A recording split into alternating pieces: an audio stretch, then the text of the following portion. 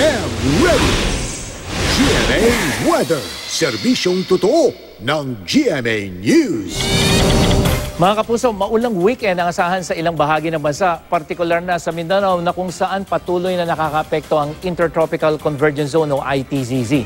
Posible ang katamtamang ulan dyan sa may rehiyon ng ARMM, Northern Mindanao at Davao pagdating sa hapon at sa linggo, maghapon pa rin ang pagulan sa malaking bahagi ng Mindanao.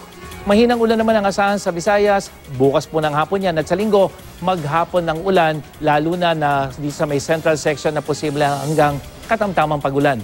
At sa Luzon, may mahinang ulan sa Palawan at Mindoro bukas ng umaga at sa hapon, uulanin na rin ang Northern at Central Luzon.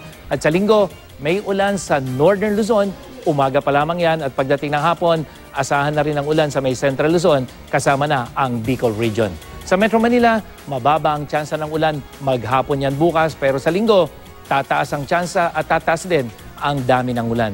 Mga kapuso, sa nalalapit na pagpasok ng amihan season, karaniwan naglalandfall ang bagyo dyan sa may Visayas at Mindanao ayon sa Pag-asa.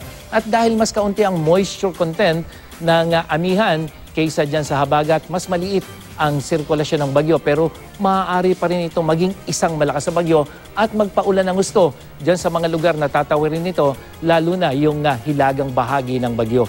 At dahil sa malakas na El Nino, mababa kaysa sa normal ang dami ng mga bagyong papasok sa Philippine Area of Responsibility ngayong amihan season.